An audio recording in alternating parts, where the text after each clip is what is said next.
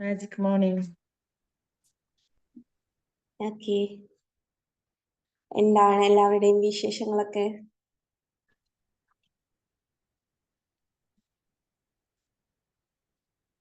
സുഖമായിട്ടിരിക്കുന്ന എല്ലാവരും? മനുഷ്യ ഞാനിപ്പോ വിചാരിച്ചതേ ഉള്ളൂ ഇന്ന് എന്ത് പറ്റി മനസ്സാറെ കണ്ടില്ലല്ലോ. ഓക്കെ, എന്താരും ഒന്നും മിണ്ടാത്തെ? എന്ത് പറ്റി? എല്ലാരും ഇവിടെ ഇല്ലേ?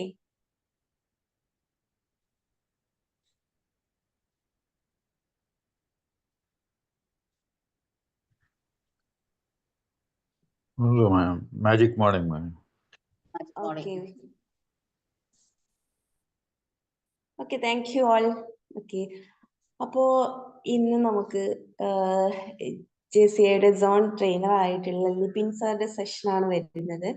ലിപിൻ സാർ ജോയിൻ ചെയ്തിട്ടുണ്ടോ? ഉണ്ടെങ്കിൽ Yes, ഒന്ന്.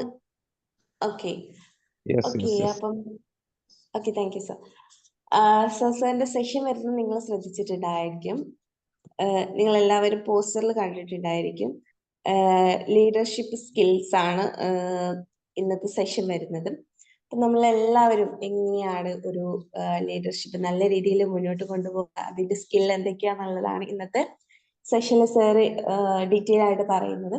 സോ ഈ ഒരു സെഷൻ സ്റ്റാർട്ട് ചെയ്യുന്നതിന് വേണ്ടിയിട്ട് ഞാൻ ലിബിൻ സാറിനെ ഇൻവൈറ്റ് ചെയ്യാണ്. Libin sir, please welcome. Thank you.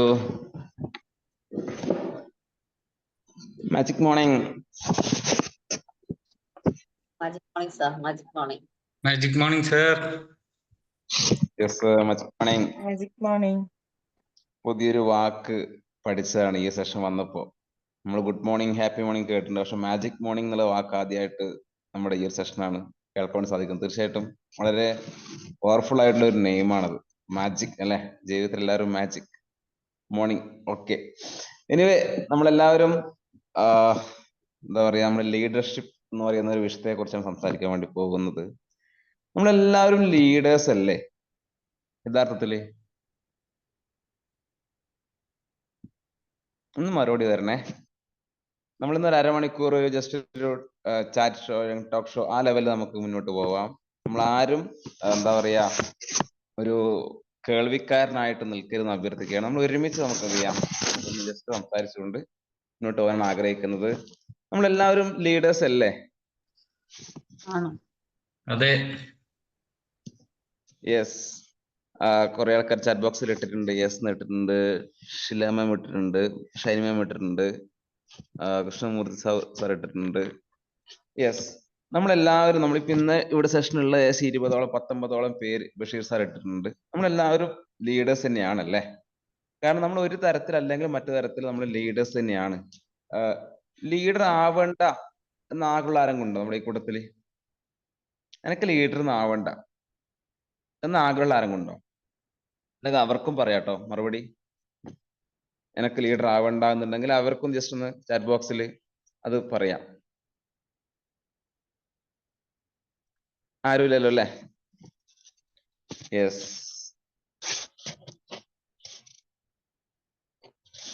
എല്ലാവർക്കും ലീഡറാണ് ആവണമെന്ന് ആഗ്രഹമുണ്ട്. നമ്മളൊക്കെ ഒരു തരത്തിൽ അല്ലെങ്കിൽ മറ്റു തരത്തിൽ ലീഡേഴ്സ് ആണല്ലേ? ഇതിപ്പോ ഉദാഹരണത്തിന് ഒരു രക്ഷിതാവ് തൻ്റെ കുട്ടികൾക്ക് ലീഡറാണ്. അത് നമ്മൾ സ്ഥാപനം നടത്തുന്ന ഒരാളാണെങ്കിൽ അവിടുത്തെ മുതലാളി, അവിടുത്തെ എംപ്ലോയീസ് ലീഡറാണ് അല്ലേ?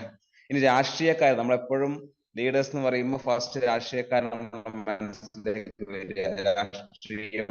പൊളിറ്റിക്സ്, അവരാണ് പൊതുവെ. ഉദാഹരണത്തിന് നമ്മുടെ മന്ത്രിമാരും മുഖ്യമന്ത്രിയും പ്രധാനമന്ത്രിയും ഒക്കെ ആ രാഷ്ട്രത്തിലെ, ആ സംസ്ഥാനത്തിലെ, അല്ലെങ്കിൽ ആ ഒരു വാർഡ് കൗൺസിലർ ആണെങ്കിൽ ആ ഒരു പ്രത്യേക ആ സ്ഥലങ്ങളിലെ ലീഡേഴ്സ് ആണ് അല്ലേ? അപ്പൊ തീർച്ചയായിട്ടും എല്ലാവരും ഒരു തരത്തിലോ മറ്റു തരത്തില് ലീഡറാണ്. ഒരു ഗൃഹനാഥനോ ഗൃഹനാഥയോ അവിടുത്തെ മക്കൾക്ക് ലീഡറാകുന്നത് പോലെ തന്നെ ഓരോ മേഖലയിൽ നമ്മളെല്ലാവരും ലീഡേഴ്സ് ആണ്.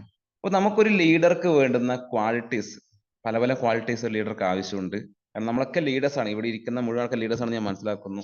അപ്പോൾ അങ്ങനെയുള്ള നമുക്ക് വേണ്ടുന്ന ക്വാളിറ്റീസ് നമ്മളെപ്പോഴും കൃത്യമായി നമുക്കറിയാം എന്തൊക്കെ ക്വാളിറ്റീസ് വേണം എന്നുള്ളത്. അപ്പൊ അതിനെക്കുറിച്ച് കുറച്ച് കാര്യങ്ങൾ സംസാരിക്കുക എന്നാണ് ആഗ്രഹിക്കുന്നത്.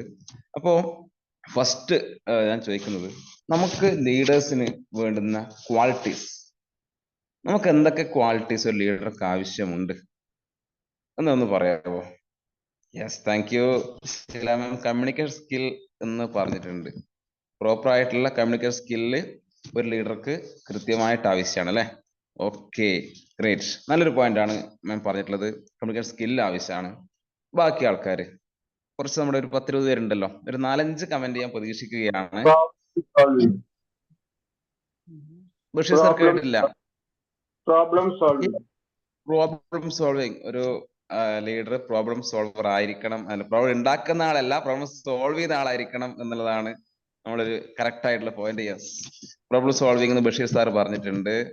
പിന്നെ എല്ലാരെയും ഒരേപോലെ കൊണ്ടുപോകാനുള്ള ഒരു കപ്പാസിറ്റി. യെസ്, കോർഡിനേഷൻ ഉണ്ട്, അതേപോലെ എൻകറേജ് അല്ലെ? യെസ്, എല്ലാവരും നമ്മൾ ഒരുമിച്ച് കൊണ്ടുപോകണം അല്ലെ? ലീഡർ ആകുമ്പോൾ നമുക്ക് എല്ലാവരെയും ഒരുമിച്ച് കൊണ്ടുപോകണം. സെൽഫ് കോൺഫിഡൻസ് പറഞ്ഞിട്ടുണ്ട്. Great point. ഡിസിഷൻ മേക്കിംഗ് പറഞ്ഞിട്ടുണ്ട്. ഗുഡ് ലിസണർ ആയിരിക്കണം എന്ന് പറഞ്ഞിട്ടുണ്ട്. മാനേജ്മെന്റ് സ്കില്ല് വേണമെന്ന് പറഞ്ഞിട്ടുണ്ട്. സെൽഫ് കോൺഫിഡൻസ് പറഞ്ഞിട്ടുണ്ട്. കോട്ടേഷൻ പറഞ്ഞിട്ടുണ്ട്. എഫിഷ്യൻസി പറഞ്ഞിട്ടുണ്ട്.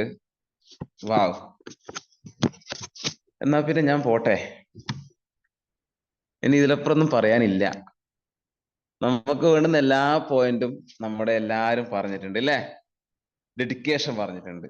Thank you so much. ഇത്രയും നമ്മളിപ്പോ എനിക്ക് തോന്നുന്നു 20 പേരുണ്ടെങ്കിൽ ആ 20 പോയിന്റ് ആയ റെസ്പോൺസിബിലിറ്റി വന്നിട്ടുണ്ട്. ഇത് തന്നെയാണ് നമ്മുടെ ഒരു ലീഡർക്ക് ഇതൊക്കെ ആറ്റിക്കുറുക്കിയിട്ടുള്ള ഒരാളായിരിക്കണം നമ്മൾ ലീഡർ എന്നാണ് പറയുക. എങ്കിലും നമ്മൾ ഫസ്റ്റ് ഒരു പോയിന്റ് ആയിട്ട് നമ്മൾ പറയുമ്പോൾ, നമുക്ക് ഒരു ലീഡറെ കുറിച്ച് പറയുമ്പോൾ സച്ചിൻ ടെണ്ടുൽക്കർ ഒരു കഥയുണ്ട്. ആ കഥ തൊട്ട് നമുക്ക് അങ്ങോട്ടേക്ക് കടക്കാമെന്ന് പ്രതീക്ഷിക്കുകയാണ്. സച്ചിൻ ടെണ്ടുൽക്കർ ജീവിതത്തിൽ അദ്ദേഹത്തെ നമ്മൾ എപ്പോഴും എല്ലാവരും ആഗ്രഹിക്കുന്ന, അല്ലെങ്കിൽ എന്താ പറയുക, എല്ലാവരും ബഹുമാനിക്കുന്ന, അദ്ദേഹത്തിന്റെ കളിക്ക് ഉപരിയായിട്ട് ഒരു കൃത്യമായ ഒരു വ്യക്തിത്വമുള്ള ഒരു വ്യക്തിയായിട്ടാണ് അദ്ദേഹത്തെ നമ്മൾ എല്ലാവരും പരിഗണിക്കാറ്. വളരെ സിമ്പിൾ മാൻ ആയിട്ടാണ് പരിഗണിക്കുക. സിംപ്ലസ്റ്റ് മാൻ എന്ന് നമ്മൾ പറയാറുണ്ട്. മാസ്റ്റർ ബ്ലാസ്റ്റ് എന്ന് പറയാറുണ്ട്. അങ്ങനെ ഹമ്പിൾ ആണല്ലോ അദ്ദേഹം, ഡൗൺ ടു എർത്ത് നമ്മൾ അദ്ദേഹത്തെ വിളിക്കാറുണ്ട്. അപ്പോ ഈ സച്ചിൻ ടെണ്ടുൽക്കർ അദ്ദേഹത്തിന്റെ എല്ലാ കളിയിലും അദ്ദേഹം പാലിക്കുന്ന ഒരു കൃത്യമായിട്ടുള്ള ഒരു കാര്യമുണ്ടായിരുന്നു. അദ്ദേഹം ജീവിതത്തില് ഏത് കളിയിലാണെങ്കിലും അദ്ദേഹം എന്തെങ്കിലും മിസ്റ്റേക്സ് വന്നിട്ടുണ്ടെങ്കിൽ അത് കൃത്യമായിട്ട് അടുത്ത കളിയിൽ അദ്ദേഹം തിരുത്തുക എന്ന് പറയുന്ന ഒരു കാര്യം നമ്മുടെ സച്ചിൻ ടെണ്ടുൽക്കർ കൃത്യമായി ചെയ്യാറുണ്ടായിരുന്നു. അദ്ദേഹം 2005 ഓസ്ട്രേലിയക്കെതിരെ കളിക്കുകയാണ്. നമുക്കറിയാം, ഇന്ത്യ ഓസ്ട്രേലിയ കളി എന്ന് പറയുമ്പോൾ നമുക്ക് എല്ലാവർക്കും ഭയങ്കര വൈകാരികമായിട്ടുള്ള കളിയാണ്. കാരണം ഓസ്ട്രേലിയ തോൽപ്പിക്കുക എന്ന് പറയുമ്പോൾ, നമ്മള് മറ്റിപ്പോ ഇന്ത്യയും ശ്രീലങ്കയും കളിക്കുമ്പോൾ, അല്ലെങ്കിൽ ഇന്ത്യയും ന്യൂസിലൻഡും കളിക്കുമ്പോൾ നമുക്ക് ചിലപ്പോൾ ഇന്ത്യയും ബംഗ്ലാദേശും കളിക്കുമ്പോൾ ഈ ഒരു ആവേശം ഉണ്ടാവില്ല. പക്ഷെ ഇന്ത്യയും ഓസ്ട്രേലിയയും കളിക്കുമ്പോൾ നമുക്ക് ആവേശം ഉണ്ടാവും. ഇന്ത്യയും പാകിസ്ഥാനും കളിക്കുമ്പോൾ നമുക്ക് ആവേശം ഉണ്ടാവും. ഈ രണ്ട് ടീമിനോട് കളിക്കുമ്പോഴാണ് നമുക്ക് ഏറ്റവും കൂടുതൽ ഇന്ത്യക്കാർക്ക്, അല്ലെങ്കിൽ ഇന്ത്യയിലെ ക്രിക്കറ്റ് പ്രേമികൾക്ക് ഒരു ആവേശം കൂടുക.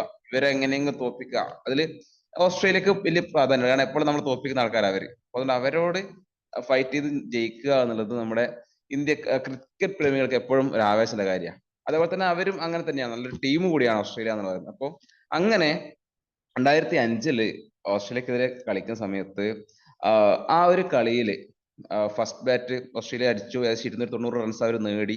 സെക്കൻഡ് ഇന്ത്യ ഇറങ്ങുകയാണ്. ഏകദേശം 13 റണ്ണാകുമ്പോഴേക്ക് 3 വിക്കറ്റ് പോയിട്ടുണ്ട്. ഗംഭീർ പോയിട്ടുണ്ട്, ഗാംഗുലി പോയിട്ടുണ്ട്, ദ്രാവിഡൊക്കെ പോയി. ഇനിയുള്ളത് ആകെ സച്ചിനും യുവരാജും മാത്രമേ ഉള്ളൂ. ആ കളിയില് സച്ചിൻ ഇങ്ങനെ പതുക്കെ ലീഡ് റോളിലേക്ക് ഒരു ക്യാപ്റ്റനായിട്ട് എന്താ പറയാ ലീഡ് ചെയ്തുകൊണ്ട് പതുക്കെ ബാറ്റ് വീശുകയാണ്. 25ാമത്തെ ഓവർ ആയപ്പോൾ ആ സമയത്ത് സച്ചിൻ എന്ത് ചെയ്യാണ്, നമ്മുടെ ബ്രാഡ് ഹോഗിന്റെ പന്തിൽ ഔട്ടാവുന്നുണ്ട്. ഏകദേശം 43 റൺസോ മറ്റോ എടുത്തിട്ട് സച്ചിൻ ഔട്ടായി പുറത്തേക്ക് പോകുന്നുണ്ട്. പിന്നെ ഉള്ളത് യുവിയാണുള്ളത്. യുവി കളിക്കുന്നുണ്ട്, സെഞ്ചുറി ഒക്കെ അടിക്കുന്നു. പക്ഷെ ആ കളി ഇന്ത്യ പരാജയപ്പെടുന്നുണ്ട്. ഇന്ത്യ ഏകദേശം 290 റൺസിന് 250 റണ്ണാകുമ്പോഴേക്ക് ഇന്ത്യ ഔട്ടാവുന്നുണ്ട്. 40 റൺസിന് ഇന്ത്യ പരാജയപ്പെടുന്നുണ്ട്. ആ കളി കഴിഞ്ഞ് ഡ്രസ്സിംഗ് റൂമിലേക്ക് പോയി. ആ സമയത്ത് നമ്മുടെ ബ്രാഡ് ഹോഗാണ്, താരതമ്യേന ഒരു യുവത്വം നിറഞ്ഞ കളിക്കാരനായിരുന്നു, ബോളർ ആയിരുന്നു ബ്രാഡ് ഹോഗ് എന്ന് പറയുന്നത്. ബ്രാഡ് ഹോഗ് ആണ് ആ കളിയിൽ സച്ചിനെ പുറത്താക്കിയത്. സച്ചിനെ പുറത്താക്കിയ സമയത്ത് ബ്രാഡ് ഹോഗിന്റെ സന്തോഷമൊക്കെ ഭയങ്കര വാർത്തയായിരുന്നു. അപ്പൊ അങ്ങനെ ബ്രാഡ് ഹോഗ് അതിന് ശേഷം എന്ത് ചെയ്യാണ്, നമ്മുടെ ഡ്രസ്സിംഗ് റൂമിലേക്ക് പോവുക, സച്ചിനോട് പോയിട്ട് സച്ചിനോട് പറയുകയാണ് ഞാനിങ്ങനെ പുറത്താക്കിയല്ല, വാർത്തയൊക്കെ വന്നിട്ടുണ്ട്, പേപ്പറിലൊക്കെ വലിയ വാർത്ത. കാരണം വെച്ചാൽ സച്ചിൻ എന്ന് പറയുന്ന വലിയൊരാളെ ഔട്ടാക്കി എന്ന് പറയുന്ന രീതിയിൽ ബ്രാഡ് ഹോഗിന് വലിയ വാർത്തയൊക്കെ വന്നു. അദ്ദേഹം ഡ്രസ്സിംഗ് റൂമിൽ പോയിട്ട് സച്ചിനോട് ഒരു ഓട്ടോഗ്രാഫ് വയ്ക്കുകയാണ്. അപ്പൊ അതിനകത്ത് സച്ചിൻ കൃത്യമായിട്ടൊരു വാക്ക് എഴുതുന്നത്. ആർക്കെങ്കിലും പറയാമോ എന്തായിരുന്നു സച്ചിൻ അന്ന് പറഞ്ഞ കാര്യം എന്നുള്ളത്, നമ്മുടെ കേൾവിക്കാരായിട്ട് ആൾക്കാർക്ക്? നമുക്ക് എല്ലാവർക്കും ലീഡേഴ്സ് എന്ന് പറയുമ്പോൾ നമ്മൾ ഏറ്റവും ഫസ്റ്റ് നമ്മുടെ മനസ്സിലേക്ക് വരുന്ന ഒരു വാക്കാണത്. ക്രിക്കറ്റ് പ്രേമികളെ സംബന്ധിച്ചിട്ട് ക്രിക്കറ്റ് പ്ലേയേഴ്സ് ഇല്ല നമ്മുടെ കൂട്ടത്തില്?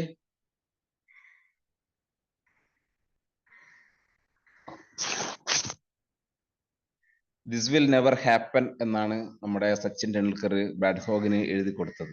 അപ്പൊ അങ്ങനെ എഴുതി കൊടുത്തതിന് ശേഷം അദ്ദേഹം ഏകദേശം 10-20ഓളം കളിയിൽ നേരിട്ട് അവർ ഏറ്റുമുട്ടുന്നത്, ഇന്ത്യ ഓസ്ട്രേലിയ ഏറ്റുമുട്ടുന്ന കളിയിൽ സച്ചിനെതിരായിട്ട് നമ്മുടെ ബ്രാഡ് ഹോഗ് ബൗൾ ചെയ്യുന്നുണ്ട് എങ്കിലും അതിനുശേഷം നടന്ന ഒരു കളിയിലും ഈ ഹോഗിന് നമ്മുടെ സച്ചിൻ ടെണ്ടുൽക്കറെ ഔട്ടാക്കാൻ പറ്റില്ല എന്നാണ് പറയുന്നത്. അത് മാത്രമല്ല, ആ കളിയിന് ശേഷം പിറ്റേ ദിവസം തന്നെ കളി ഉണ്ടായിരുന്നു, ഓസ്ട്രേലിയ ആയിട്ട് കളി. ഇപ്പൊ 2 ദിവസം കഴിഞ്ഞിട്ട് കളിയുണ്ട്. അപ്പൊ ആ കളിയുള്ള സമയത്ത് പറയുന്നൊരു പ്രത്യേക ഒരു കഥ കൂടിയുണ്ട്. ആ ദിവസം സച്ചിൻ ടെണ്ടുൽക്കർ ഇങ്ങനെ പിറ്റേ ദിവസം പ്രാക്ടീസ് സെഷന് വേണ്ടിയിട്ട് എല്ലാവരും ഇന്ത്യയിലെ പ്ലേയേഴ്സ് ഒക്കെ രാവിലെ പുലർച്ചെ ഗ്രൗണ്ടിലേക്ക് എത്തുകയാണ്. അപ്പൊ ഗ്രൗണ്ടിൽ എത്തുന്ന സമയത്ത് സച്ചിൻ ടെണ്ടുൽക്കറെ മാത്രം കാണുന്നില്ല. അപ്പൊ സച്ചിനെ കാണാൻ സമയത്ത് കോച്ചൊക്കെ ചോദിച്ചു, സച്ചിനോട് ചോദിച്ചു. പക്ഷെ സച്ചിനെ മാത്രം കാണാൻ വേണ്ടി പറ്റുന്നില്ല. അപ്പോ അങ്ങനെ കാണാൻ സമയത്ത് അവർ പറഞ്ഞു, സച്ചിനല്ലേ കുഴപ്പം, സീനിയർ പ്ലെയർ ആണല്ലോ, സച്ചിൻ അങ്ങോട്ടേക്ക് എത്തിക്കോളും എന്ന് പറഞ്ഞിട്ട് എന്ത് ചെയ്യാണ്, ഇവർ നേരെ ഗ്രൗണ്ടിലേക്ക് പോവുകയാണ് ആ ഹോട്ടലിൽ നിന്ന്. അപ്പോ ആ ഹോട്ടലിൽ എത്തിയ സമയത്താണ്, അവിടെ ഗ്രൗണ്ടിൽ എത്തിയ സമയത്താണ് കാണുന്നത്, ആ ഗ്രൗണ്ടില് സച്ചിൻ ടെണ്ടുൽക്കർ പുലർച്ചെ 3 മണിക്ക് തന്നെ എത്തിയിട്ട് അദ്ദേഹം അവിടെ പ്രാക്ടീസ് ചെയ്യുകയാണ്. കാരണം ആ പ്രാക്ടീസ് ചെയ്യുന്ന രംഗം എന്താ വെച്ചാൽ, അതിന്റെ യാഥാർത്ഥ്യം എന്താ വെച്ചാൽ, 3 മണിക്ക് തന്നെ ഇദ്ദേഹം എന്ത് ചെയ്യണം, തലേന്ന് തന്നെ പറഞ്ഞു വെച്ചിട്ടുണ്ട് അവിടുത്തെ ലൈറ്റ് ബോയിനോട് ലൈറ്റ് ഓൺ ചെയ്യണം എന്നുള്ള കാര്യം, ഗേറ്റ് ഓപ്പൺ ആക്കണം എന്നുള്ള കാര്യം ഇദ്ദേഹം തന്നെ എന്ത് ചെയ്യുന്നുണ്ട്, സച്ചിൻ തന്നെ എന്ത് ചെയ്യുന്നുണ്ട്, അവിടെ പോയി പറഞ്ഞിട്ട് അവരോട് പറഞ്ഞ് റിക്വസ്റ്റ് ചെയ്ത് ഈ ലൈറ്റ് ഒക്കെ ഓൺ ചെയ്ത് ആ പ്രത്യേക തരത്തിൽ ബൗളിംഗ് ഒരു മെഷീൻ ഉണ്ട്. നമ്മൾ ക്രിക്കറ്റ് പ്ലേയേഴ്സ് ഒക്കെ ആ രീതിയിലാണ് ബൗളിംഗ് പ്രാക്ടീസ് ചെയ്യുന്നത്. നോർമൽ ബോളിംഗ് അല്ലാതെ തന്നെ ഒരു ബോൾ ഒരു മെഷീനിലേക്ക് ഇടുകയാണ്. അത് സ്പീഡില് ബാറ്റർക്ക് നേരെ വരും. അതിനുശേഷമാണ് എന്ത് ചെയ്യുക, പ്രാക്ടീസ് ചെയ്ത രീതിയൊക്കെയാണ് അങ്ങനെയൊക്കെ ചെയ്യുക. അപ്പോൾ ഈ ഒരു ബൗളിംഗ് മെഷീൻ അടക്കം കൃത്യമായിട്ട് ഓപ്പറേറ്റ് ചെയ്യാനുള്ള ആൾക്കാരോടൊക്കെ സച്ചിൻ എന്ത് ചെയ്യാണ്, സച്ചിനെ പോലെ വലിയൊരു താരാണ് ഓർക്കണം, അദ്ദേഹം സ്വയം പോയി റിക്വസ്റ്റ് ചെയ്ത് ഈ ബ്രാഡ് ഹോഗിന്റെ പന്തിൽ ഔട്ടായതിനെ കുറിച്ച് കൃത്യമായി പഠിച്ചുകൊണ്ട് ഇനി ആ പന്തിൽ ഔട്ടാവാതിരിക്കാനുള്ള, ആ രീതിയിൽ ബോൾ വന്നാൽ ഔട്ടാവാതിരിക്കാനുള്ള എല്ലാവിധ പ്രാക്ടീസിങ്ങും നമ്മൾ സച്ചിൻ നടത്തിയിരുന്നു എന്നുള്ളതാണ് പറയുന്നത്. അപ്പോൾ ഇത്രയും വലിയൊരു താരമായിട്ട് കൂടി അദ്ദേഹം വന്നിട്ട് ചെറിയൊരു മിസ്റ്റേക്കിൽ ഔട്ടായി കഴിഞ്ഞാൽ ആ ഔട്ടായതിൽ നിന്ന്, ആ തെറ്റിൽ നിന്ന് പാഠം ഉൾക്കൊണ്ടുകൊണ്ട്, തെറ്റ് ഉൾക്കൊണ്ടുകൊണ്ട്, തിരിച്ചറിഞ്ഞുകൊണ്ട് ഇനി അത് ആവർത്തിക്കാതിരിക്കുവാനുള്ള ഏറ്റവും മികച്ച ഒരു ശീലം ആസ് എ ലീഡർ എന്നുള്ള നിലക്ക് നമ്മുടെ സച്ചിൻ ടെണ്ടുൽക്കർ കൃത്യമായിട്ട് ജീവിതത്തിൽ പാലിച്ചിട്ടുണ്ടായിരുന്നു. അതാണ് ലേൺ ഫ്രം മിസ്റ്റേക്ക് എന്ന് പറയുന്നത്. അപ്പൊ അദ്ദേഹം തന്റെ ജീവിതത്തിൽ എപ്പോഴും ഫൈനലി നമ്മുടെ വാങ്കഡയിൽ ടെസ്റ്റ് ക്രിക്കറ്റ് കഴിഞ്ഞ് പോകുന്ന സമയത്തും അദ്ദേഹം ഇതേ കാര്യം കൃത്യമായി പാലിച്ചിട്ടുണ്ടായിരുന്നു. കാരണം ഔട്ടായി കഴിഞ്ഞാൽ അദ്ദേഹം എപ്പോഴും പറയുന്ന ഒരു കാര്യം, അദ്ദേഹത്തിന്റെ സഹോദരനോട് അജിത്തിനോട് ചോദിക്കും, ഞാൻ എങ്ങനെയാണ് ഔട്ടായത്, എന്താണ് എനിക്ക് വന്ന mistake, what was my mistake എന്ന് കൃത്യമായിട്ട് അജിത് ടെണ്ടുൽക്കറോട് ചോദിക്കുമായിരുന്നു എന്നാണ് പറയുന്നത്. അപ്പോൾ അതേപോലെ തന്നെ വാങ്കഡെ സ്റ്റേഡിയത്തിൽ അവസാനത്തെ ടെസ്റ്റ് ക്രിക്കറ്റ് കഴിഞ്ഞതിന് ശേഷവും സച്ചിൻ ഔട്ടായിട്ട് പുറത്തു പോകുമ്പോൾ ഈ ഗാലറിയിൽ അജിത്ത് ഉണ്ടായിരുന്നു. അജിത്തിനോട് ചോദിക്കുകയാണ്, ഞാൻ എങ്ങനെയാണ് ഔട്ടായത്, എന്തായിരുന്നു എന്റെ മിസ്റ്റേക്ക് എന്നത്. കാരണം നമുക്കറിയാം, കളി കഴിഞ്ഞു, റിട്ടയർമെന്റ് കഴിഞ്ഞു, അല്ലെങ്കിൽ ഫൈനലി വിരമിച്ചു. ഈ ഫൈനൽ കളിയോടുകൂടി സച്ചിൻ ടെണ്ടുൽക്കർ നമ്മുടെ ടെസ്റ്റ് ക്രിക്കറ്റിന് വിരമിച്ചു എന്ന് ഒഫീഷ്യലി അനൗൺസ് ചെയ്തതിനു ശേഷം ഇനി അടുത്ത നാളെ കളിക്കാൻ പോകണ്ട എന്നുള്ള ബോധ്യമുള്ള സച്ചിനാണ് എന്ത് ചെയ്യുന്നത്, എന്നിട്ട് കൂടി ഫൈനലി പോയിട്ട് നമ്മൾ ചോദിക്കുകയാണ് എന്തായിരുന്നു എന്റെ മിസ്റ്റേക്ക് എന്നുള്ളത്. അപ്പൊ തീർച്ചയായിട്ടും സച്ചിൻ ടെണ്ടുൽക്കർ എന്ന വലിയ വ്യക്തി ഈ ഒരു ഇതിലോട്ട് നമുക്ക് വരുന്ന ലെസൺ എന്ന് പറയുന്നത്, നമ്മൾ തെറ്റുകളിൽ നിന്ന്, ഒരു ലീഡർ എന്നുള്ള നിലക്ക് തെറ്റുകളിൽ നിന്ന് നമ്മൾ എന്ത് ചെയ്യണം, പാഠം ഉൾക്കൊള്ളണം. എൽ എന്ന് പറഞ്ഞാൽ ലേൺ ഫ്രം മിസ്റ്റേക്ക് എന്നുള്ളതാണ്. അപ്പൊ സച്ചിൻ കൃത്യമായിട്ട് നമുക്ക് കാണിച്ചു തന്നിട്ടുള്ളത് learn from mistake. As A good leader എന്നുള്ള നിലക്ക് നമ്മളൊക്കെ എന്ത് ചെയ്യണം, നമുക്ക് ഉണ്ടാകുന്ന തെറ്റുകളിൽ നിന്ന് നമ്മൾ എന്ത് ചെയ്യണം, പാഠം ഉൾക്കൊള്ളണം. എന്റെ പ്രിയപ്പെട്ട പ്രേക്ഷകരോട് ഞാൻ ചോദിക്കുന്നത്, നമുക്ക് ഇത്തരത്തിൽ ജീവിതത്തിൽ ഒരു തെറ്റുകൾ ഉണ്ടായിട്ടുണ്ട്, ആ തെറ്റുകൾ ഞാനത് തിരുത്തിയിട്ടുണ്ട്, അങ്ങനെ എന്തെങ്കിലും ഉദാഹരണം, എക്സാമ്പിൾസ് നമുക്ക് പറയാൻ പറ്റുന്നുണ്ടോ? നിങ്ങളൊന്ന് പറയാമോ? എനിക്ക് ഇതേപോലെ എൻ്റെ ജീവിതത്തിൽ ഞാൻ തെറ്റ് വന്നിട്ടുണ്ടായിരുന്നു, ഞാനത് തിരുത്തിയിട്ടുണ്ട്. ചിലപ്പോൾ എംപ്ലോയീസിനോടുള്ള പെരുമാറ്റമായിരിക്കാം, അല്ലെ മക്കളോട് നമ്മൾ പെരുമാറിയപ്പോഴേക്കും എന്തായാലും നമുക്ക് അങ്ങനെ എന്തെങ്കിലും ഒരു എക്സാമ്പിൾസ് നമ്മുടെ കൂട്ടത്തിൽ നിന്ന് ആൾക്കാർക്കും പറയാനുണ്ടോ?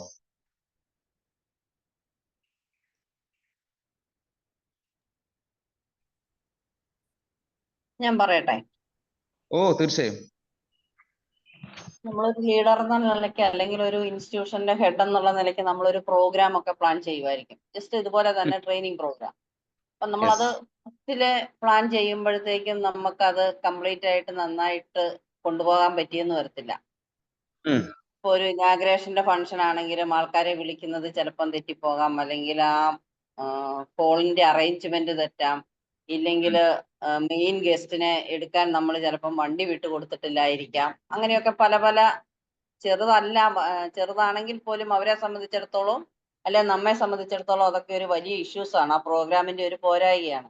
അപ്പൊ നമ്മൾ ആ ഒരു മിസ്റ്റേക്കിൽ നിന്നും നെക്സ്റ്റ് പ്രോഗ്രാം നന്നായിട്ട് നടത്താൻ ശ്രമിക്കും. ഗ്രേറ്റ്. അതാണ് നമ്മൾ ചിലപ്പോൾ ഒരാളെ ഇപ്പൊ സ്റ്റേജിൽ തന്നെ ആണെങ്കിൽ തന്നെ ഒരു ബൊക്കെ കൊടുക്കാൻ വിട്ടുപോകുന്ന ഒരു മിസ്റ്റേക്ക് ആയിരിക്കും അല്ല നമ്മുടെ ഭാഗത്ത്. ചിലപ്പോൾ മേ ബി ആക്സിഡന്റലി സംഭവിക്കുന്നതായിരിക്കാം. നമ്മൾ ബൊക്കൊക്കെ റെഡിയാക്കി വെച്ചിട്ടുണ്ടാവും. ചിലപ്പോ പെട്ടെന്ന് ഇദ്ദേഹം ഇങ്ങനെ വരുമ്പോ ഹറിബറില് അത് കഴിഞ്ഞ ദിവസം നമ്മുടെ ഗോപിനാഥ് മുതുകാട് സാറും അത് മാജിക് പേര് പറഞ്ഞപ്പോഴാണ് ഗോപിനാഥ് മുതുകാട് സാറും ശൈലജ ടീച്ചറും അങ്ങനെ പരിപാടി മട്ടന്നൂർ. ഞാൻ മട്ടന്നൂരുകാരനാണേ, കണ്ണൂർ മട്ടന്നൂരാണ്.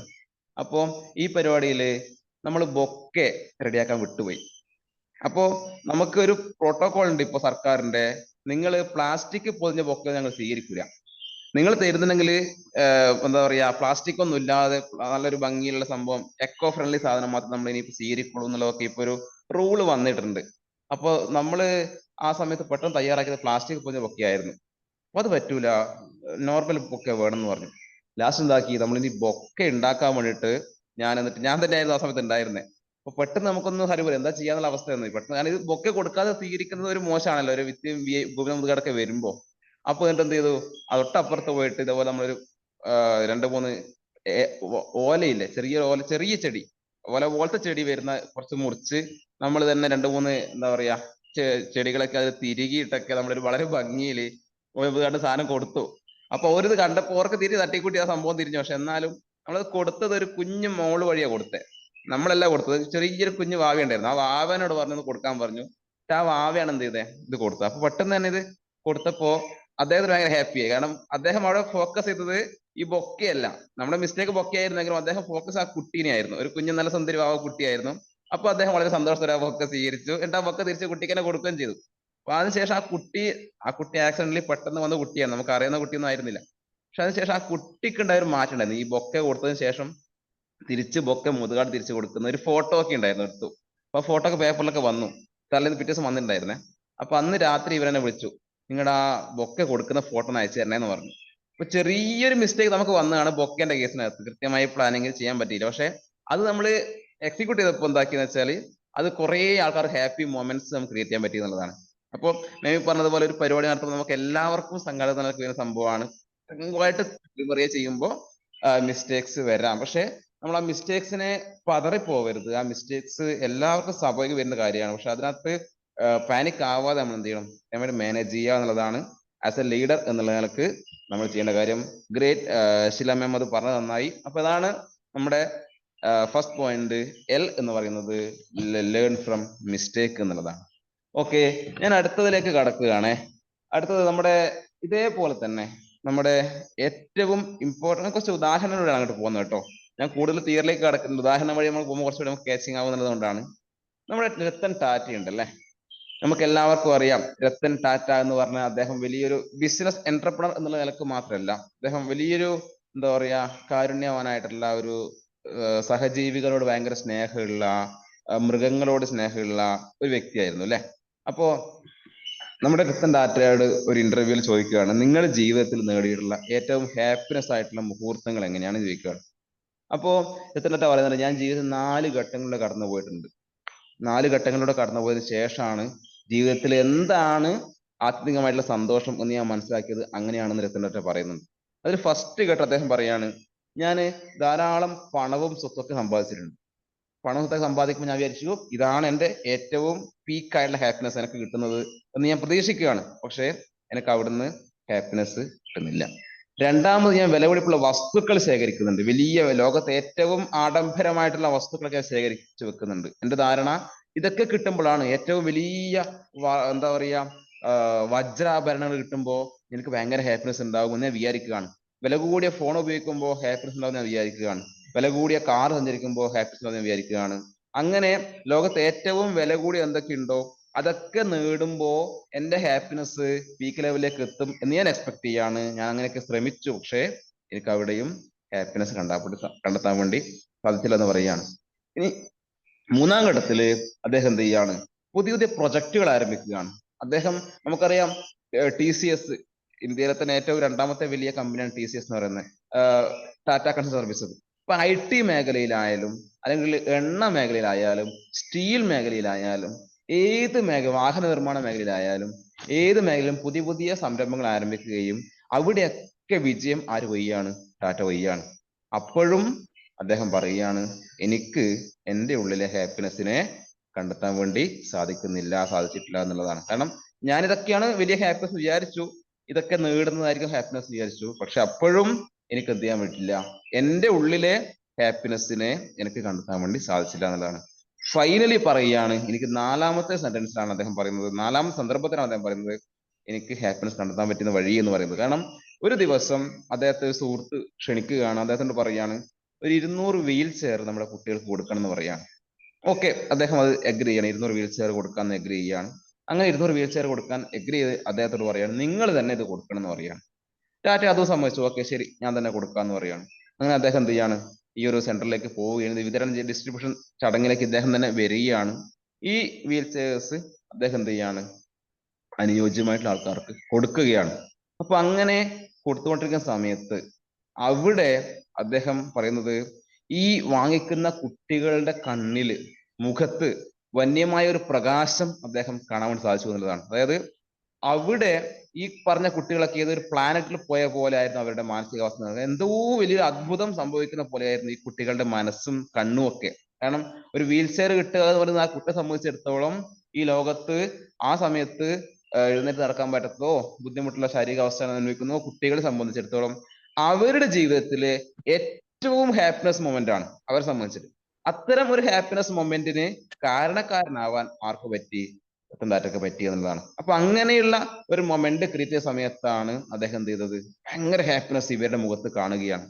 ഇനി അത് കഴിഞ്ഞു അദ്ദേഹം തിരിച്ചു പോകാൻ നോക്കുമ്പോ അവിടുന്ന് ഒരു കുട്ടി എന്ത് ചെയ്യാണ്, അദ്ദേഹത്തിന്റെ കാലിൽ മുറുകെ പിടിക്കുകയാണ്. അപ്പൊ ടാറ്റ കൊതറി മാറാൻ ശ്രമിക്കുക, അങ്ങനെ വേണ്ട എന്നുള്ള രീതിയിൽ കാല് പിടിക്കാൻ ശ്രമിച്ചപ്പോ വേണ്ട എന്ന് പറഞ്ഞ് മാറുകയാണ്. പക്ഷെ അപ്പോഴും ടാറ്റ എന്ത് കൊതറി മാറാൻ ശ്രമിച്ചപ്പോഴും ഈ കുട്ടി വിടുന്നില്ല. അപ്പൊ ഈ കുട്ടിയോട് ചോദിക്കുകയാണ് എന്തിനാണ് നീ ഇങ്ങനെ ചെയ്യുന്നത് വെച്ചപ്പോ ആ കുട്ടി പറയുകയാണ് എനിക്ക് നിങ്ങളുടെ കൂടെ ഒരു ഫോട്ടോ എടുക്കണം എന്ന് പറയാണ്. അപ്പൊ അങ്ങനെ ടാറ്റയുടെ കൂടെ അദ്ദേഹം ഒരു ഫോട്ടോ എടുക്കുന്നുണ്ട്.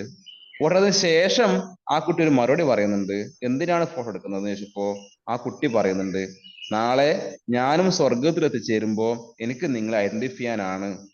കാരണം നാളെ ഞാനും സ്വർഗത്തിൽ എത്തിച്ചേരും, നിങ്ങളും സ്വർഗത്തിൽ എത്തിച്ചേരും, അപ്പോ എനിക്ക് നിങ്ങളെ ഓർക്കാൻ വേണ്ടിയിട്ടാണ് എന്ന് പറഞ്ഞിട്ട് ആ കുട്ടിയുടെ കണ്ണിൽ നിന്ന് കണ്ണുനീര് വന്നു എന്നാണ് പറയുന്നത്.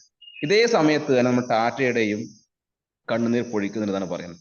അപ്പോ ടാറ്റ പറയുന്നത് എൻ്റെ ജീവിതത്തിൽ ഏറ്റവും കൂടുതൽ എന്നെ ടച്ച് ചെയ്തിട്ടുള്ള ഒരു മൊമെന്റ് ആണ് ആ വേദി എന്ന് പറയുന്നുണ്ട്. അദ്ദേഹം പറയാണ് ആസ് എ പൊളിറ്റിക്കൽ ലീഡർ നമുക്ക് എല്ലാവർക്കും എംപതി വേണം എന്നുള്ളതാണ്. നമ്മുടെ മറ്റ് ജീവിതങ്ങളോട് നമ്മുടെ സമൂഹത്തിലുള്ള ആൾക്കാരോടൊക്കെ ആസ് എ ലീഡർ എന്നുള്ള നമുക്ക് ഏറ്റവും ഇമ്പോർട്ടൻറ്റ് ക്വാളിറ്റി ആയിട്ട് നമുക്ക് പറയാൻ വേണ്ട സംഭവമാണ് എംപതി. ലേൺ ഫ്രം മിസ്റ്റേക്ക് എന്നതിന് ശേഷം പറയാൻ ആഗ്രഹിക്കുന്നത് നമ്മളെല്ലാവരും എംപതി ഉള്ള ആൾക്കാരായിട്ട് മാറാം. സിമ്പതി എന്നത് കൂടാതെ തന്നെ നമുക്ക് എംപതി കൂടി നമ്മുടെ ജീവിതത്തിൽ നമ്മൾ ലീഡർ എന്നുള്ള നിലക്ക് നമ്മൾ ഉണ്ടാക്കണം എന്നുള്ളതാണ്. നമ്മളിപ്പോ പലപ്പോഴും എന്താ പറയാ ലീഡേഴ്സിനെ കുറിച്ച് പറയുന്ന ഒരു പ്രശ്നമാണ് നിങ്ങൾ എംപതിയുള്ള ആൾക്കാരല്ല. കാരണം എന്തെങ്കിലും ഒരു വികസന പ്രശ്നം വരുമ്പോൾ അവിടെ എന്തെങ്കിലും ബുദ്ധിമുട്ടുകൾ ഉണ്ടാവാം, ആ ബുദ്ധിമുട്ടുള്ള ആൾക്കാരെ നിങ്ങൾ പരിഗണിക്കാതെയാണ് ചെയ്യുന്നത് എന്നൊക്കെ പറയാം. കാരണം നമ്മുടെ കണ്ണൂര് തന്നെ, എൻ്റെ നാട്ടിലാണ് എയർപോർട്ട് വരുന്നത്, മട്ടന്നൂർ എയർപോർട്ട്, കണ്ണൂർ എയർപോർട്ട്. ഇവിടെ നമ്മുടെ നാട്ടില് ഈ ഒരു എയർപോർട്ടിന്റെ ഭാഗമായിട്ട് വലിയ പ്രക്ഷോഭങ്ങളൊക്കെ വന്നിട്ടുണ്ടായിരുന്നു, കുഴപ്പമായിരുന്നു സ്ഥലം എടുക്കുന്നതിന് ഭാഗമായിട്ട്, പ്രക്ഷോഭം അതും ഇതൊക്കെ ആയിട്ട്. പക്ഷെ നമ്മുടെ ഇവിടുത്തെ ആ സമയം നായനാർ സർക്കാരിന്റെ കാലത്ത് തുടങ്ങിയ പരിപാടിയായിരുന്നു. അതിനുശേഷം ഉമ്മൻചാണ്ടി സർക്കാർ വന്നു. ഉമ്മൻചാണ്ടി സർക്കാർ എന്ത് ചെയ്തു, വളരെ ലാവിഷായിട്ട് എന്ത് ചെയ്തു, സർക്കാർ ഭൂമി വില കൊടുത്തു. ഭൂമിക്ക് ആവശ്യമായിട്ടുള്ള വില കൊടുത്തു, അതിൽ കൂടുതൽ കൊടുത്തു. 1 ലക്ഷം രൂപയുള്ള സ്ഥലത്തിന് 2 ലക്ഷം 3 ലക്ഷം കൊടുക്കുമ്പോൾ ജനങ്ങൾ എന്ത് ചെയ്തു?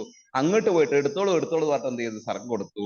കൃത്യമായിട്ട് എന്ത് ചെയ്തു? നമ്മുടെ ഇവിടെ ഇപ്പൊ എയർപോർട്ട് യാഥാർത്ഥ്യമായി.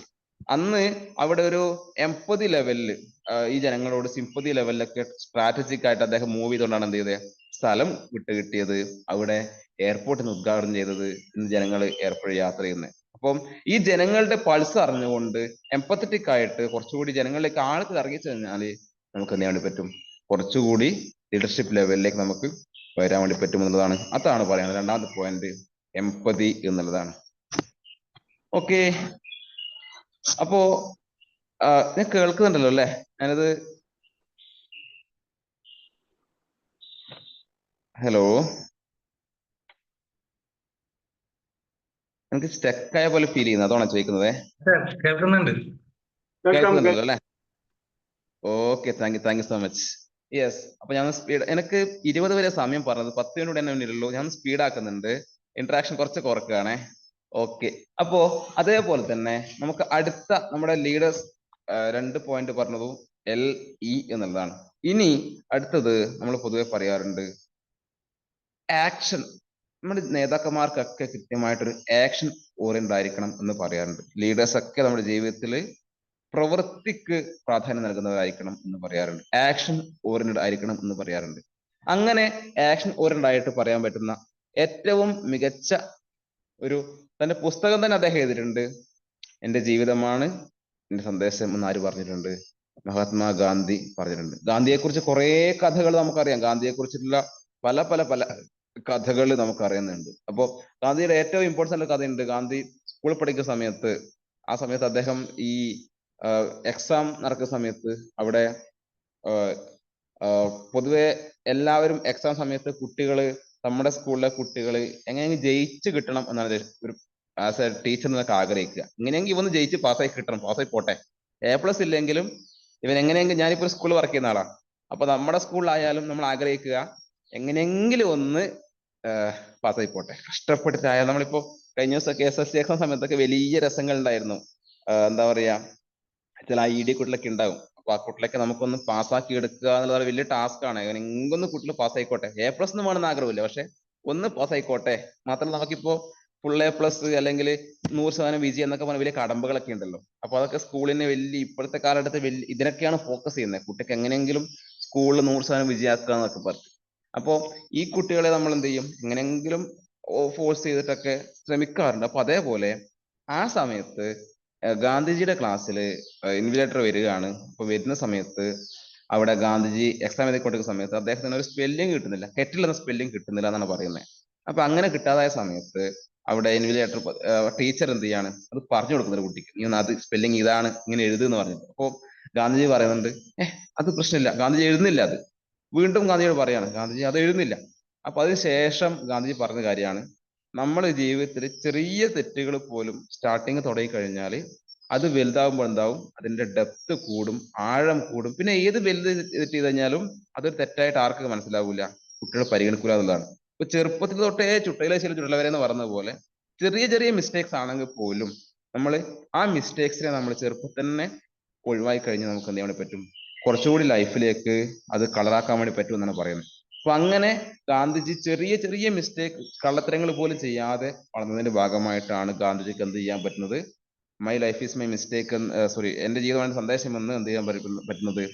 ഗാന്ധിജിക്ക് പറയാൻ വേണ്ടി പറ്റുന്നത് എന്നാണ് പറയുന്നത്. അപ്പോൾ നമ്മുടെ ജീവിതത്തിൽ എല്ലാവരും ആക്ഷൻ ഓറിയന്റഡ് ആയിരിക്കണം. നമ്മുടെ ജീവിതത്തിൽ നമ്മുടെ ജീവിതം തന്നെ നമ്മൾ സന്ദേശമായിക്കൊണ്ട്, നമ്മളൊക്കെ രാഷ്ട്രീയക്കാർ പറയുന്നത് എന്റെ ജീവിതം ഒരു തുറന്ന പുസ്തകമാണെന്ന് എപ്പോഴും പറയാറുണ്ട്.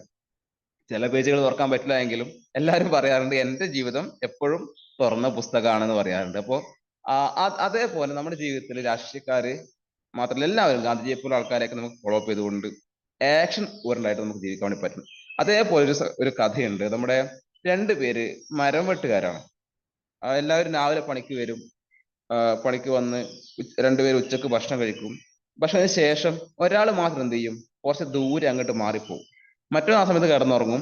ഇവൻ എന്ത് ചെയ്യുന്നുണ്ടാവും? ഒരു 1 മണിക്കൂർ ദൂരെ അങ്ങോട്ട് പോയിട്ടാണ് വരുന്നുണ്ടാവും. 1 മണിക്കൂർ കഴിഞ്ഞ് വരുമ്പോഴേക്കും ഈ കക്ഷി ഉറക്കൊക്കെ എണീച്ച് പണി തുടങ്ങിയിട്ടുണ്ടാവും. അവൻ 1 മണിക്കൂർ കഴിഞ്ഞ് വരും. അപ്പൊ പക്ഷെ വൈകുന്നേരം പണി കഴിയുമ്പോൾ ഈ 2 പേരും ഒരേ അളവിലായിരിക്കും ഏകദേശം ആ പണി തീർത്തിട്ടുണ്ടാവും. അപ്പൊ ഈ ഫസ്റ്റത്തെ ചോദിക്കും, നിനക്ക് എങ്ങനെയാണ് നീ 1 മണിക്കൂർ അങ്ങോട്ടൊക്കെ പോയിട്ടൊക്കെ വന്നിട്ടും നിനക്ക് എങ്ങനെയാണ് ഇത് ഇത്രയും പെട്ടെന്ന് നിനക്ക് വൈകിട്ടാകുമ്പോഴേക്കും എന്നെ പോലെ തന്നെ പണി തീർക്കാൻ നിനക്കും പറ്റുന്നേ, നീ എന്ത് മാജിക്കാ കാണിക്കുന്ന ചോദിക്കുന്നുണ്ട്. അപ്പോ ഈ കക്ഷി പറയുന്നുണ്ട്, ഞാൻ 1 മണിക്കൂർ ചെയ്യുന്നത് നേരെ അപ്പുറം പോയിട്ട് എന്ത് ചെയ്യാണ്, എന്റെ മഴുവിന്റെ മൂർച്ച കൂട്ടുകയാണെന്നാണ് പറയുന്നത്.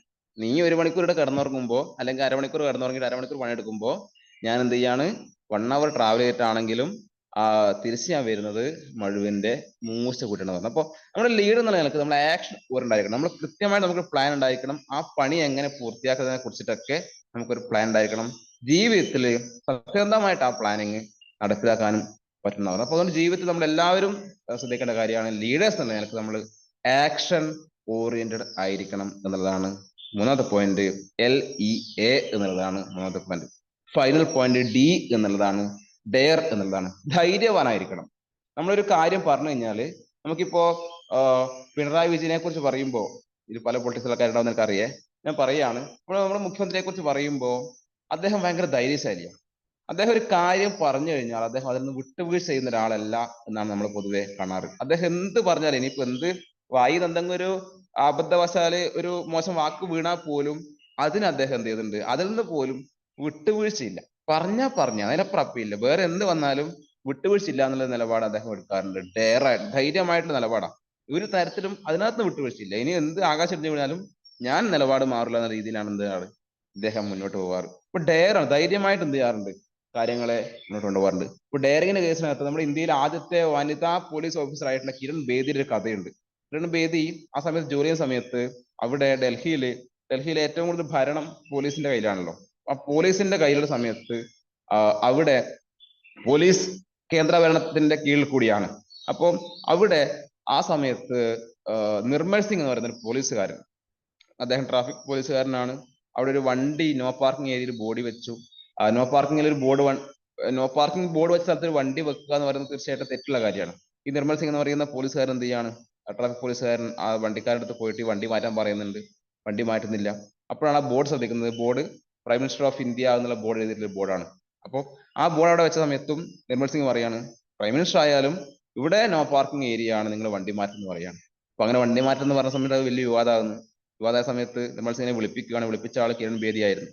കിരൺ ബേദി പറഞ്ഞ കാര്യമുണ്ട്, നിങ്ങൾ ഇത് നിങ്ങളുടെ ഡ്യൂട്ടി ആണെങ്കിൽ നിങ്ങൾ ആരെയും പേടിക്കേണ്ട ആവശ്യമില്ല എന്ന് പറഞ്ഞുകൊണ്ട് കിരൺ ബേദി എന്ത് ചെയ്യാണ്, നമ്മുടെ നിർമ്മൽ സിംഗിനെ സംരക്ഷിക്കുകയാണ് ചെയ്യുന്നത്. അപ്പൊ അവിടെ കൃത്യമായിട്ട് നിലപാടോടുകൂടി നമ്മുടെ പ്രധാനമന്ത്രി ആയി കഴിഞ്ഞാൽ പോലും നിങ്ങൾ അതിലൊന്നും നോക്കേണ്ട ആവശ്യമില്ല, നിങ്ങൾ നിങ്ങളുടെ ഡ്യൂട്ടി ചെയ്യുക എന്ന് പറഞ്ഞിട്ട് വളരെ ഡെയറായിട്ട് ധൈര്യമായിട്ട് നിങ്ങൾ മുന്നോട്ട് പോയിക്കോളൂ എന്ന് പറഞ്ഞുകൊണ്ട് അദ്ദേഹം സംരക്ഷിച്ച വ്യക്തിയാണ് കിരൺ ബേദി എന്ന് പറയുന്നത്. അപ്പൊ നമ്മുടെ ലീഡർ എന്നുള്ള നിലക്ക് നമ്മൾ ഫോളോ അപ്പ് ചെയ്യേണ്ട കാര്യമാണ്, നമുക്ക് എല്ലാവർക്കും ധൈര്യം ഉണ്ടായിരിക്കുക, നിലപാടുകളിൽ കർക്കശ്യം ഉണ്ടായിരിക്കുക, ധീരമായിട്ട് നിലപാടോടെ മുന്നോട്ട് പോവുക എന്നുള്ളത്. പ്രിയപ്പെട്ട സുഹൃത്തുക്കളെ, ഞാൻ വൈൻഡ് അപ്പ് ചെയ്യാണ്. പറഞ്ഞു വന്നത്, നമ്മുടെയൊക്കെ ജീവിതത്തിൽ നമുക്ക് പല പല പല മേഖലകൾ നമ്മൾ പ്രവർത്തിക്കുന്നുണ്ട്, പല പല രീതിയിൽ നമ്മൾ പ്രവർത്തിക്കുന്നുണ്ട്. സൊസൈറ്റിയിൽ രാഷ്ട്രീയ പാർട്ടികൾ മാത്രമല്ല, ഏത് മേഖലയിലും നമ്മൾ ലീഡേഴ്സ് ആണ്.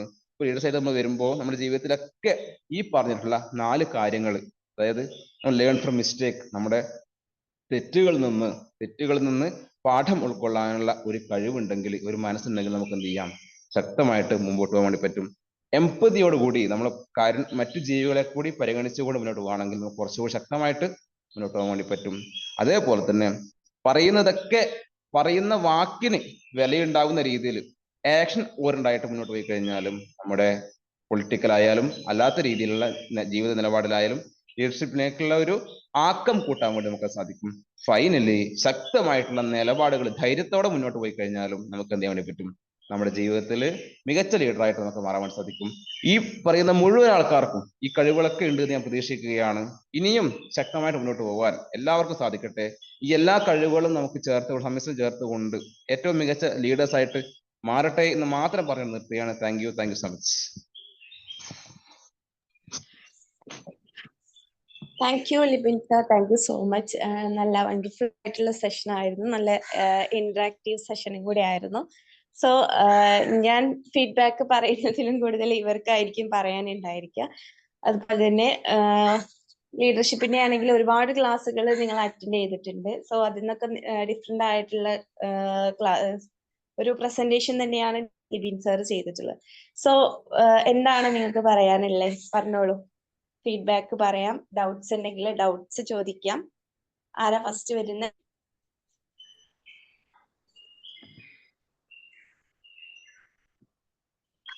ഫസ്റ്റ് ആരാ ചോദിക്കുന്നേ?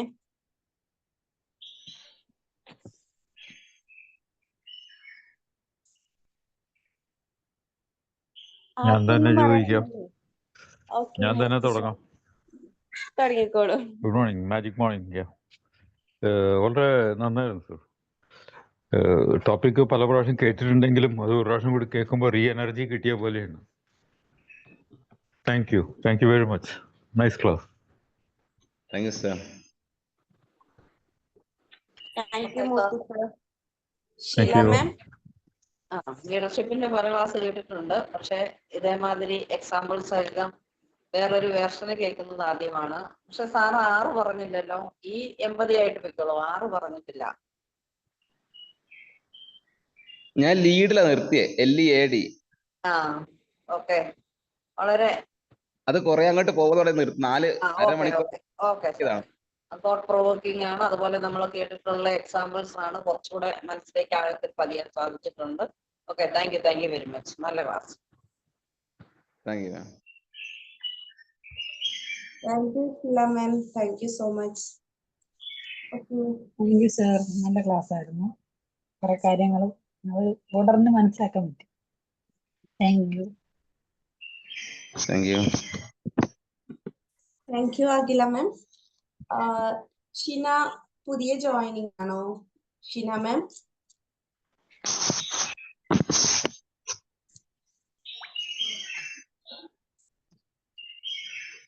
മാം കേൾക്കുന്നുണ്ടോ?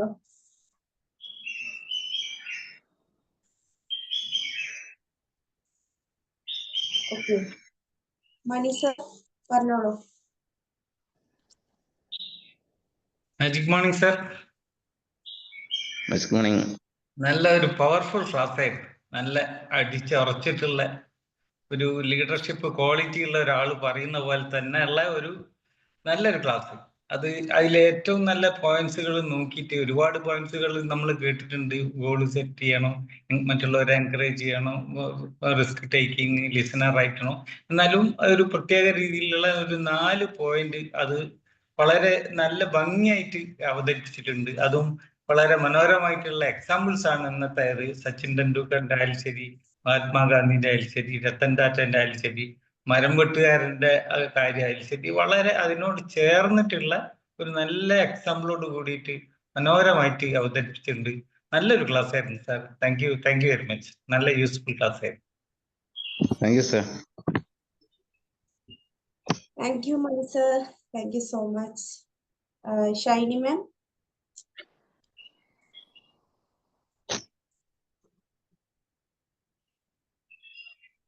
ഷൈനി മാം ഓക്കെ ആണോ? സംസാരിക്കാൻ റെഡി ആണോ?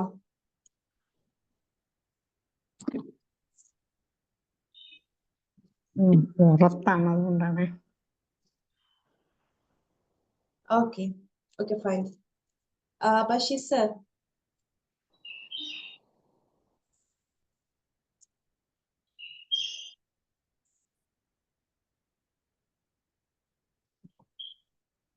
ബഷീർ സർ.